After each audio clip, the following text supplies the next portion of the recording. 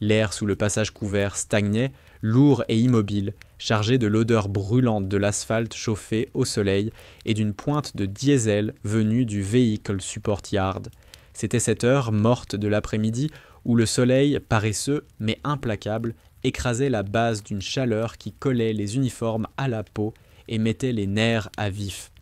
La commandante Eva Russell avançait d'un pas régulier, mesuré, sans jamais presser l'allure. Son regard demeurait fixé sur l'entrée du Liberty Dining Hall, une cinquantaine de mètres plus loin. Ses bottes glissaient sur le béton sans produire le moindre bruit, une habitude née d'années de déplacement contrôlé. Dans sa main gauche reposait une tablette, écran éteint. Elle traversait le flot lent et désordonné du personnel sorti d'entraînement comme une île de calme volontaire. Appuyés contre un pilier de béton, 3 militaires s'étalaient dans une pose faussement détendue. Le sergent Lawson, massif au point de sembler avoir sacrifié son cou à sa carrure, dominait le trio. À ses côtés, le spécialiste Harper, longiligne et nerveux, arborait l'éternel demi-sourire d'un homme cherchant un public. Le troisième, le caporal Keaton, plus jeune et encore en apprentissage de l'insolence militaire, imitait leurs attitudes avec zèle. Il sortait à peine d'un exercice de tir, encore enveloppé de cette odeur de poudre brûlée et de transpiration. Leur rire explosif résonnait sous la structure métallique, un rire destiné à occuper l'espace, à signaler un territoire. Lorsque Russell s'approcha, Harper la repéra aussitôt. Il donna un coup de coude à Lawson. « Regarde-moi ça, Sarge, encore une officier qui se prend pour une simple troufionne à l'heure du repas. » Le regard du sergent balaya sa silhouette.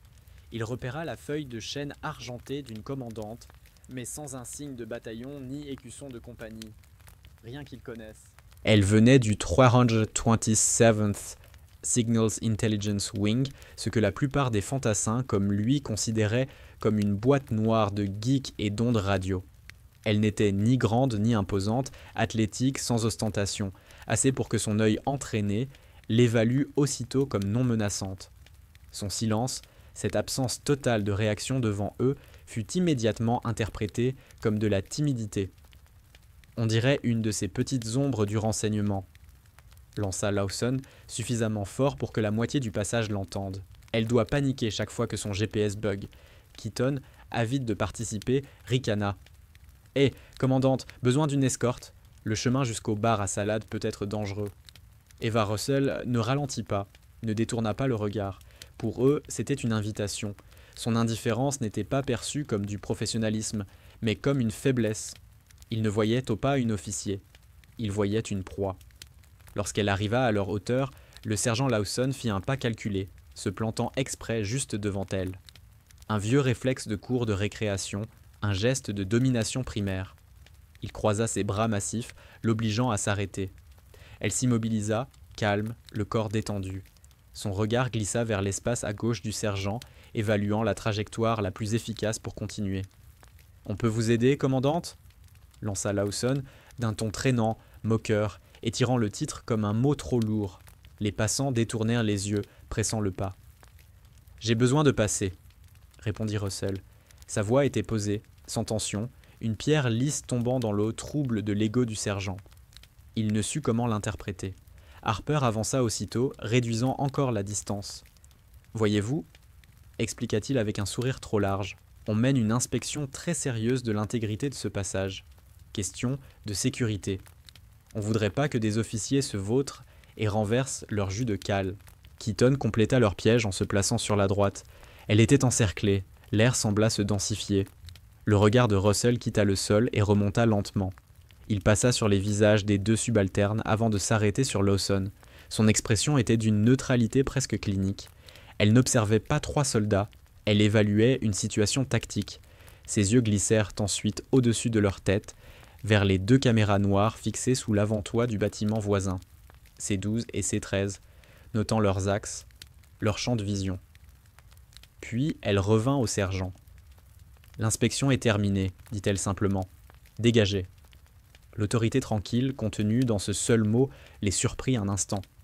Ce n'était ni un ordre crié, ni une supplication. C'était une procédure, énoncée comme une évidence. Le visage de Lawson vira au rouge. Il était sergent, chef dans son petit royaume. Et cet officier discrète venait de le traiter comme une machine défaillante. « Vous avez un sacré problème d'attitude, vous savez ?» grogna-t-il en avançant encore, violant son espace personnel. « Vous devriez apprendre à respecter ceux qui font le vrai boulot ici. » Eva Russell ne broncha pas. Aucune crispation, aucune préparation au combat, juste un calme profond, presque inquiétant. Elle avait encaissé leurs piques, leur posture agressive, leur humiliation publique, et tout cela n'était pour elle qu'un ensemble de paramètres à enregistrer. Une donnée parmi d'autres. L'incident était désormais enregistré par plusieurs capteurs. Elle avait tout ce qu'il lui fallait. Sans dire un mot, Eva Russell fit un pas précis vers la gauche, glissant autour de la masse du sergent Lawson avec une aisance presque fluide. Elle ne le frôla même pas. Elle ne se pressa pas davantage, ne leur laissa aucune prise pour réagir. En un souffle, elle les avait dépassés et reprenait tranquillement sa route vers le Liberty Dining Hall, son allure identique à celle d'avant, calme et régulière. Harper ouvrait déjà la bouche, prêt à dégainer une nouvelle remarque, mais Lawson l'arrêta d'un geste sec. Le sergent fixait son dos qui s'éloignait, une boule faite d'agacement et d'incompréhension se formant dans son ventre. Son indifférence à leur provocation le rendait fou. C'était pire qu'une insulte. « Laissez-la filer, maugréa-t-il, plus pour lui-même que pour ses hommes. La petite ombre vient de signer un chèque que son corps pourra pas payer. » Il cracha sur le béton. Un dernier geste dérisoire dépourvu de sens. Ils la suivirent du regard jusqu'à ce qu'elle disparaisse dans le bâtiment, absorbée par la banalité de l'architecture militaire. Il croyait avoir remporté quelque chose. Il prenait son silence pour une reddition. Les quartiers d'Eva Russell étaient l'expression même d'un esprit qui privilégiait la fonction au confort. Une pièce austère, meublée du strict standard militaire, mur gris pâle, sans la moindre photo ni bibelot. Aucun signe d'attachement. Aucun souvenir. Sur un établi solide près du mur, un trident A5 Rebreather reposait entièrement démonté. Chaque pièce, posée sur un tapis antistatique noir, était alignée avec une précision clinique. Pour elle, démonter cet équipement vital relevait presque du rituel, une façon de mettre de l'ordre dans son propre esprit. Sur le bureau adjacent, un seul objet personnel, dans un cadre noir simple. Non pas une image, mais un écusson brodé. Un phénix stylisé. Ses ailes, constituées de motifs évoquant des circuits dorés, semblaient surgir d'un nid d'ondes radio sombres. Sous l'emblème brillait une devise en latin, tissée d'un fil argenté. Antennas Fides, la foi dans l'antenne. C'était l'insigne d'une ancienne unité secrète du renseignement électromagnétique, spécialisée dans l'art de trouver un signal dans le chaos. Elle posa sa tablette sur le bureau, mais ne s'assit pas immédiatement. Elle marcha jusqu'à la petite fenêtre et contempla la pelouse méticuleusement tondue de la base, le regard absent. Elle repassa mentalement la scène du passage couvert. Non pas les insultes ou la sensation d'être encerclée, mais les éléments mesurables.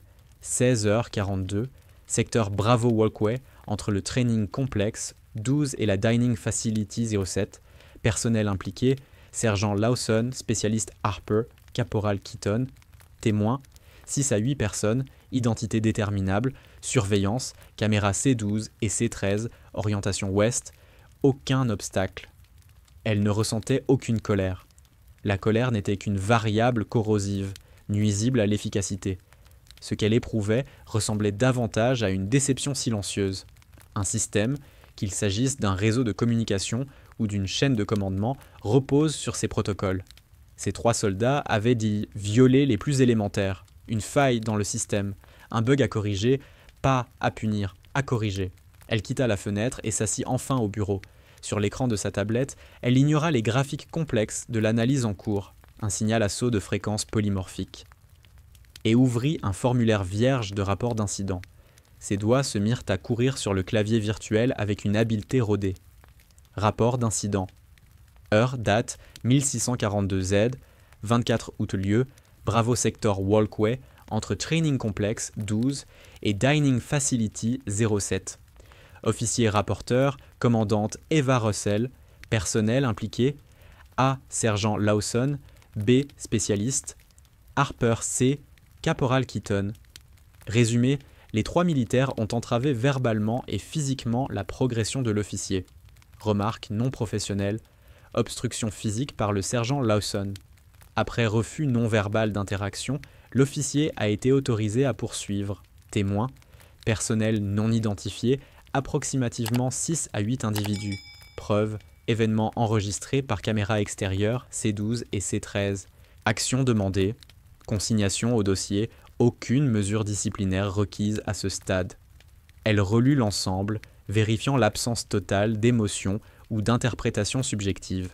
Satisfaite, elle signa numériquement et envoya le rapport sur le serveur administratif du bataillon.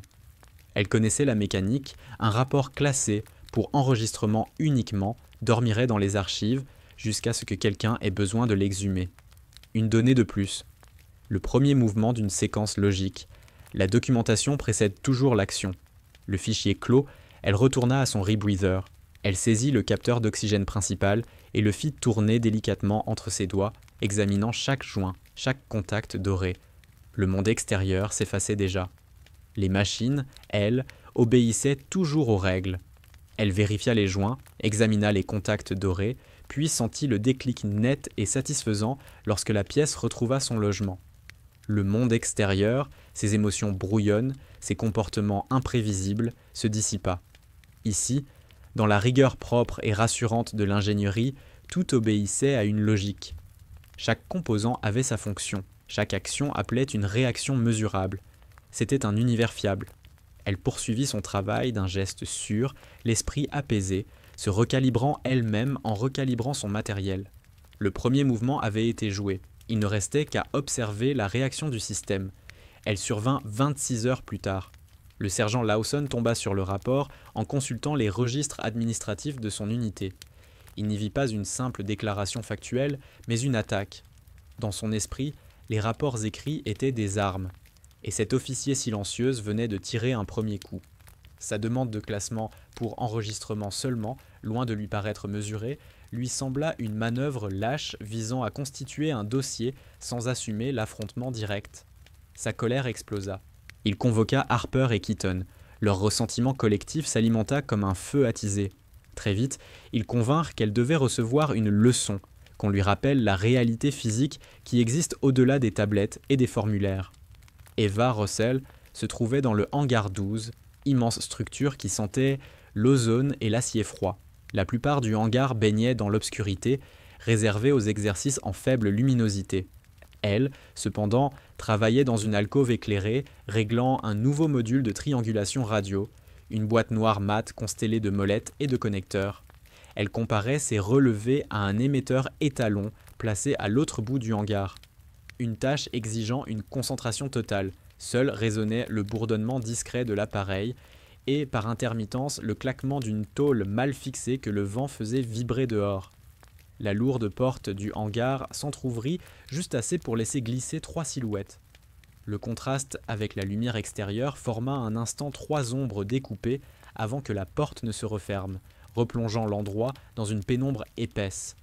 Russell ne leva pas les yeux, mais elle nota leur arrivée. Son corps resta immobile, mais son attention cartographia d'instinct le vaste espace, tapis d'entraînement empilés, racks métalliques, et surtout la petite LED rouge clignotante de la caméra tactique montée sur une poutre. T12, c'était Xéan. « Eh bien, qu'est-ce qu'on a là ?» tonna Lawson, sa voix résonnant trop fort dans le vide. Le fantôme du centre de commandement qui joue avec ses jouets. Eva se redressa lentement, posa un capuchon protecteur sur un capteur sensible, puis se tourna vers eux avec calme. Les 3 hommes s'étaient écartés pour l'encercler, imitant maladroitement une manœuvre tactique. « Alors on rédige des rapports, commandante ?» ricana Harper, les mains profondément enfoncées dans ses poches. « Tu crois qu'un bout de papier va te protéger ? Ici, on règle les problèmes face à face. »« Votre plainte est incomplète, » répondit simplement Russell. « Il vous manque un dépôt formel. Je vous recommande d'en soumettre un si vous estimez avoir été lésé. » Cette réponse procédurale fit l'effet d'une étincelle tombant dans de l'essence. Son détachement, tellement étranger à l'émotion brutale qu'il tentait d'imposer, les exaspéra davantage. « Oh, t'en fais pas, on va en déposer un », grogna Lawson en avançant d'un pas lourd. Après t'avoir donné quelque chose de concret à y mettre, il fit craquer ses phalanges de façon théâtrale. « Tu te crois meilleur que nous ? Caché derrière ton grade, tes gadgets, voyons comment tu t'en sors sans tout ça. » Le spécialiste Harper, sous tension et trop impulsif, attaqua le premier. Il bondit, lançant un crochet du droit large et prévisible, visant sa tête. Un coup brutal, plus intimidant que technique. Pour Eva Russell, le temps sembla se dilater. Le poing n'était pas une menace, c'était une équation physique à résoudre. Alors que son bras la balayait, elle pivota sur l'avant-pied gauche, tournant son corps vers l'intérieur, hors de la trajectoire. Sa main gauche s'éleva, non pour bloquer mais pour détourner. Sa paume intercepta son poignet, l'encaissa et guida le mouvement plutôt que de le stopper. Dans le même geste, sa main droite saisit son coude. Le corps d'Harper, déjà engagé, fut entraîné par sa propre inertie. Elle accompagna simplement le flux, et il bascula en avant, perdant totalement l'équilibre avant d'aller percuter de plein fouet Lawson, qui arrivait derrière. Tout cela n'avait duré que 2 secondes. Keaton, voyant le spécialiste s'effondrer, poussa un cri et fonça, brut et sans technique. Russell abaissa son centre de gravité, s'ancrant au sol. Quand il entra dans sa zone, elle balaya de sa jambe droite un arc bas et précis, crochetant sa cheville. Ce n'était pas un coup, juste la suppression d'un point d'appui. Le reste fut assuré par son élan. Il s'écrasa lourdement, le souffle expulsé, dans un hoquet douloureux. 2 neutralisés. Lawson, secouant Harper hors de son chemin, rugit et voulut l'enserrer dans une prise d'ours, espérant l'écraser par sa force brute. C'était l'attaque la plus dangereuse, un déluge de masse et de puissance cherchant à l'engloutir. Et Eva Russell n'était déjà plus à l'endroit où il croyait la saisir. Mais Eva Russell n'était déjà plus là où Lawson croyait la saisir. Elle s'était glissée à l'intérieur de sa prise, trop proche pour qu'il puisse exercer la moindre force. Sa main gauche se posa fermement contre son torse pour contrôler la distance, tandis que sa main droite se faufilait sous son bras, s'accrochant à son épaule avec précision. D'un pivot du bassin, elle transforma l'élan du sergent en point d'appui et exécuta une projection impeccable. Lawson, malgré sa masse, sentit son corps se soulever, suspendu dans un instant d'apesanteur, avant de s'écraser brutalement sur le dos. L'impact lui coupa le souffle et toute envie de continuer. Harper, reprenant pied, se jeta sur elle une dernière fois. Son visage mêlait stupéfaction et rage, et il hurlait des mots incohérents.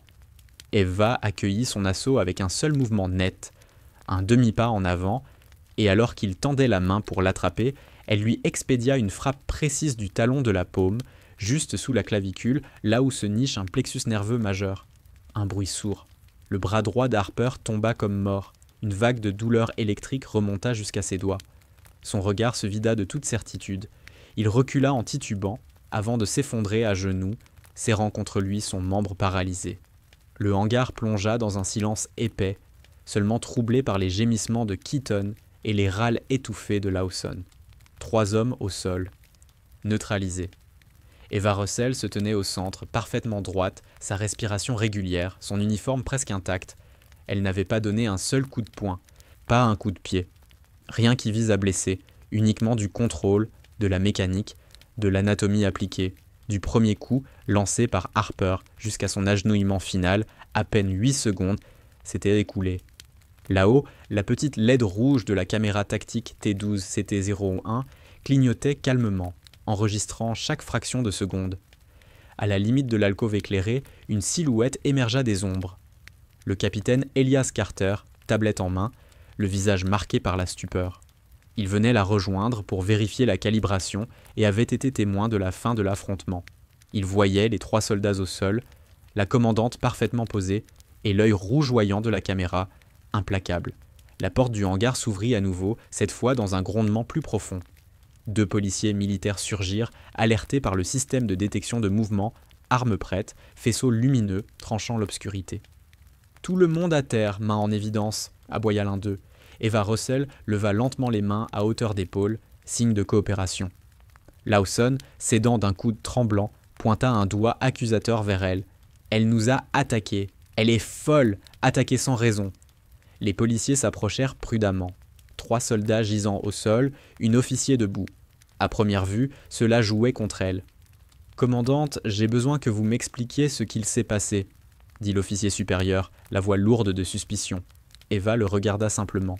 « Le capitaine Carter est témoin, » déclara-t-elle d'un ton égal. « Tout l'événement est enregistré par la caméra tactique du hangar, désignation T12CT01. Je déposerai un rapport complémentaire dans l'heure. Aucune justification, aucune défense, juste les faits et les preuves. Le capitaine Carter s'avança. « Je confirme, sergent, » dit-il à l'officier de police. « J'ai tout vu. La commandante s'est défendue. » Les yeux de l'officier militaire passèrent de Carter à Russell, puis aux hommes encore au sol. Le récit simpliste d'un officier agressant ses subordonnés commença à se fissurer. La confusion céda la place à la conscience d'un cas beaucoup plus complexe. Il appuya sur son micro. Centre, ici, unité MP2. Situation au hangar 12. Une officier impliquée avec 3 engagés. Déclaration contradictoire. Nous sécurisons la zone. La nouvelle se répandit sur la base comme un incendie dans un champ sec.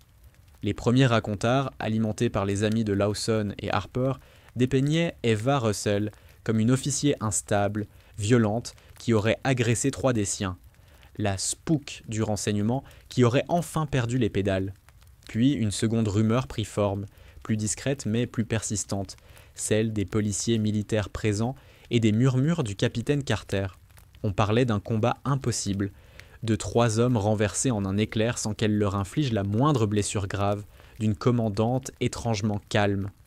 Les 2 versions s'affrontèrent, enveloppant la base d'une brume de doute et de chuchotements. Les attitudes désinvoltes, les regards hautains dans la file du mess commencèrent à s'éteindre. Quelque chose avait changé. Le capitaine Carter ne laissa pas le temps aux rumeurs de fermenter. Il sécurisa la vidéo, la téléchargea sur une tablette durcie, puis se rendit directement au bureau du commandant de la base, le colonel Marcus Hale. Hale était un homme forgé par 30 années de commandement, pragmatique, méfiant du tumulte, respectueux de la compétence et de la rigueur. Il écouta le rapport concis de Carter sans l'interrompre une seule fois. Puis le colonel Hale lança la vidéo. Le grand écran de son bureau projeta les images en haute définition, silencieuses mais impitoyables. Il se pencha légèrement, les yeux plissés, le visage fermé. Il vit les 3 soldats acculer Eva Russell, leur posture agressive, leur façon d'empiéter sur son espace. Il vit Harper décocher son coup. Et surtout, il vit la réponse. Ce n'était pas une bagarre. C'était la dissection méthodique d'une agression, une chorégraphie de pivots, de leviers et de contrôle absolu. Il visionna la scène une 2e fois, puis une 3e. Chaque reprise, il observait davantage. La précision des gestes, l'absence totale d'hésitation, l'extrême économie de mouvement, et surtout, l'absence définitive de colère. « Elle n'a touché aucune zone vulnérable », murmura Hale, presque pour lui-même. Aucune frappe à la tête, à la gorge, ni au bassin. Uniquement des points moteurs, des manipulations articulaires. Elle ne cherchait pas à les blesser, seulement à les neutraliser. Il s'adossa enfin à son siège, joignant les doigts devant lui. Carter affichait le rapport qu'elle a déposé hier, celui sur l'incident du passage couvert. Le capitaine obéit. Le texte apparut, bref, glacial, clinique.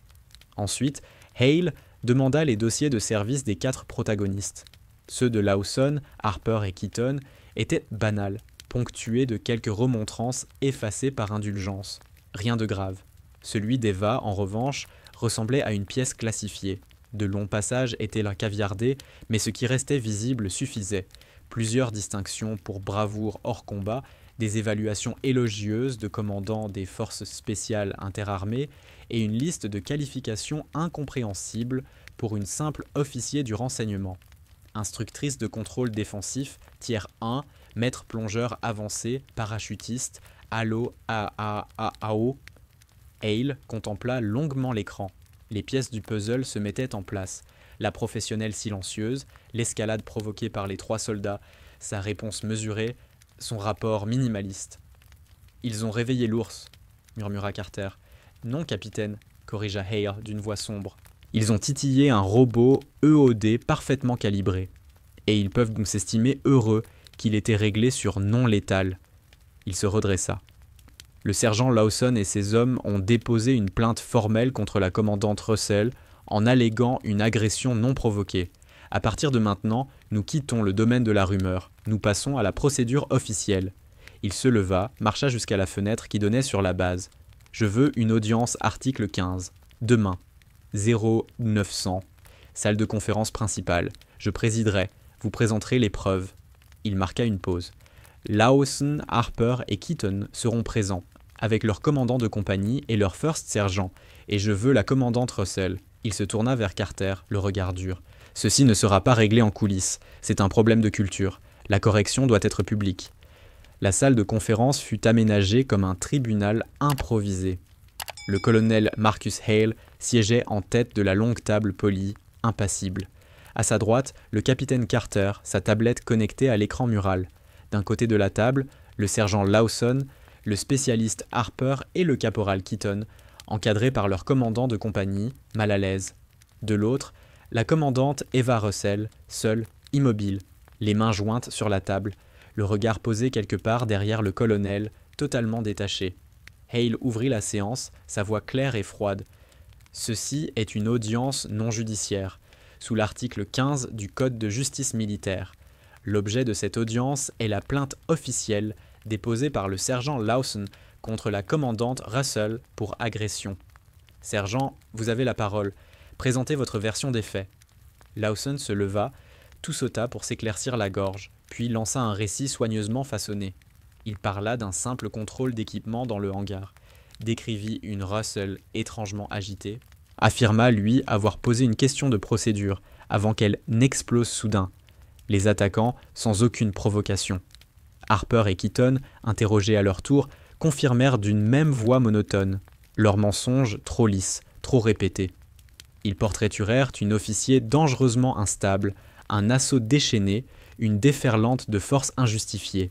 « Nous sommes des soldats entraînés », conclut Lawson, gonflé d'indignation, mais nous n'étions pas préparés à subir une embuscade de la part de notre propre officier.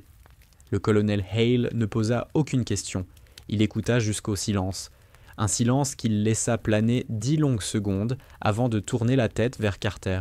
« Capitaine Carter, vos éléments de preuve. »« Oui, mon colonel. » Il appuya sur une touche. Le grand écran s'alluma. Les images silencieuses du hangar 12 envahirent la pièce. On vit les 3 soldats entrer et la cerner. On vit leurs mimiques menaçantes, leurs gestes intrusifs. On vit le poing d'Harper fondre sur elle. Et ensuite, les 8 secondes qui suivirent. Le mensonge qu'ils avaient patiemment échafaudé se dissipa aussitôt dans l'évidence brutale de la vidéo. L'enregistrement ne montrait pas un assaut sauvage. Il révélait une défense maîtrisée, étonnamment élégante, presque chorégraphique. La vidéo montrait Eva Russell se mouvoir avec une économie de gestes presque impossible, comme si chaque millimètre avait été précalculé. On la voyait détourner, jamais frappée, contrôlée, jamais blessée. À l'image, 3 soldats armés initiaient une agression, qu'elle neutralisait méthodiquement sans porter le moindre coup offensif. Lorsque l'enregistrement se termina sur la silhouette calme d'Eva, debout au milieu de ces 3 assaillants terrassés, la salle entière tomba dans un silence total. Le visage de Lawson était devenu livide. Harper et Keaton fixaient le sol, tout leur fanfaronnade évaporée, remplacée par l'effroi glacé de ceux qui comprennent qu'ils viennent d'être démasqués. Le colonel Hale ne les regarda même pas. Il fixait encore l'image figée sur l'écran. « Avant de rendre mon jugement, dit-il d'une voix dangereusement calme, j'aimerais consulter quelqu'un d'autre. Faites-le entrer. » La porte s'ouvrit. Le Master Chief David Tanaka pénétra dans la pièce.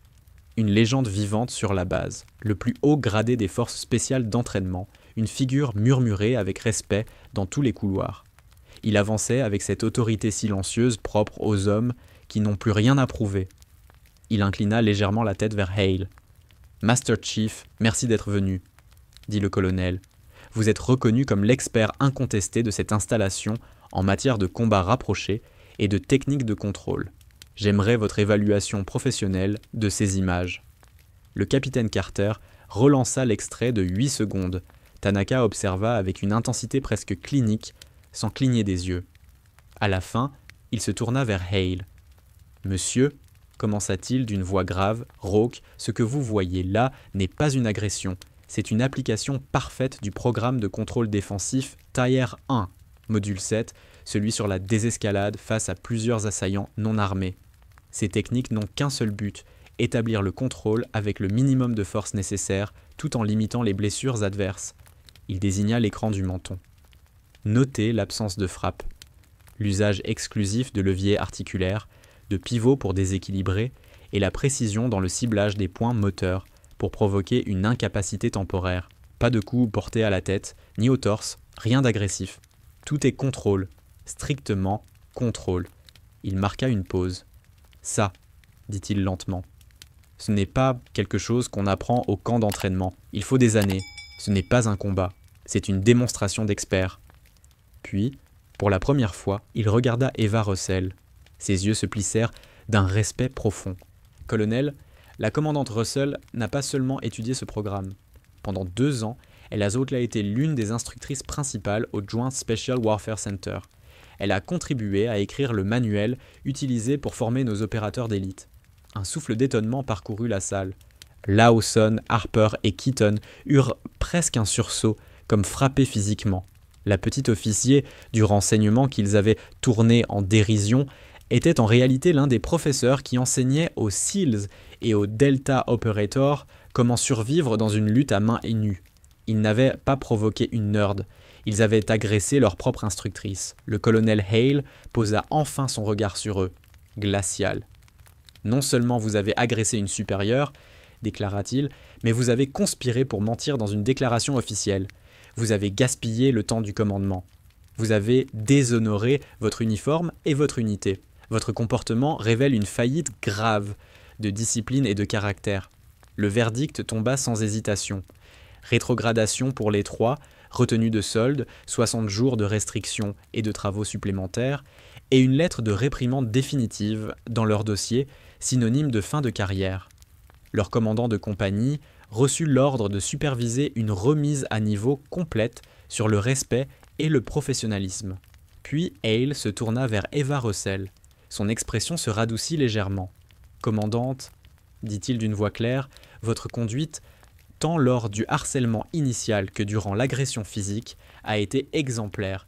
Votre sang-froid et votre respect strict des procédures honorent votre grade et cette base. La plainte à votre encontre est rejetée comme infondée. Cet incident sera effacé de votre dossier. Vous pouvez disposer. » Eva se leva, salua avec une précision impeccable et quitta la salle sans se retourner. La correction était accomplie. Les jours suivants, l'atmosphère de la base changea subtilement, mais profondément. Le récit de l'audience et les propos du Master Chief Tanaka devinrent la version dominante, celle que tout le monde finissait par entendre. La désinvolture arrogante qui traînait dans certains recoins du commandement s'évapora. Quand la commandante Russell traversait désormais la file du mess, les regards moqueurs disparurent. On lui laissait le passage. On baissait les yeux. Une reconnaissance silencieuse, d'autant plus forte qu'elle n'était jamais verbalisée. Un après-midi, alors qu'Eva quittait les locaux du 3rd Signals Intelligence Wing, elle aperçut Tanaka, près de la sortie, en tenue de sport civil. À son approche, il inclina la tête avec lenteur. Il tapa du doigt le petit écusson du phénix discret cousu sur son sac de sport, la version force spéciale du symbole qu'elle conservait dans ses quartiers. Un message muet, le signe d'un code partagé, la compétence silencieuse. Elle rendit le salut d'un bref mouvement du menton. Une compréhension passa entre eux. Aucun mot n'était nécessaire. La conclusion se fit 1 semaine plus tard. Eva Russell se trouvait là où elle était le plus à sa place, dans la pénombre feutrée du Mission Analysis Center, un sanctuaire de silence où ne régnait que le ronronnement discret des serveurs et les murmures concentrés des analystes. Au centre de la salle, une vaste carte holographique projetait en relief une vallée fluviale disputée, quelque part en territoire hostile. Les lignes de terrain semblaient flotter dans l'air, phosphorescentes et fragiles comme des filaments de lumière. Eva analysait les schémas de communication ennemis, traquant le fantôme d'un signal à travers un chaos d'interférences électroniques. Le capitaine Carter s'approcha, ses pas avalés par le plancher technique. « Commandante, » dit-il doucement, « le paquet renseignement pour l'opération Iron Cascade est prêt pour validation. Nous avons isolé le schéma de saut de fréquence polymorphique que vous aviez anticipé. Il est exactement à l'endroit prévu par votre modèle. » Elle leva lentement les yeux de sa console. Le passage de l'écran lumineux à la carte tridimensionnelle laissa un instant de transition dans son regard. Puis, les données s'emboîtèrent dans son esprit comme des engrenages déjà huilés. Elle visualisait déjà les points d'interception, les failles à exploiter, les fenêtres d'action. Elle hocha simplement la tête. Rien de plus. L'essentiel était le travail, toujours. Carter hésita. Un flottement, rare chez lui. Les dossiers relatifs à l'audience article 15 ont été officiellement clos et scellés, dit-il au bout d'un moment. Lawson et son équipe ont été transférés ce matin. C'est terminé. Eva détourna un instant le regard de la vallée ennemie projetée devant elle pour le poser sur le capitaine. Son visage demeurait neutre, mais son regard, lui, disait tout, clair, focalisé, détaché du passé. Pour elle, tout cela n'était plus qu'une boucle clôturée, une erreur système identifiée, documentée, corrigée, définitivement purgée. « La correction est accomplie », répondit-elle simplement. Puis elle retourna à son poste, ses doigts glissant déjà sur la console avec une vitesse tranquille, méthodique. Son esprit replongea dans la guerre silencieuse de l'information, un conflit sans armes visibles, sans bruit, mais permanent. Derrière elle, une base désormais un peu plus juste, un peu plus disciplinée, poursuivait sa vie dans l'ombre de ce qu'elle avait déclenché. Devant elle, la prochaine mission apparaissait déjà en vert sur l'interface.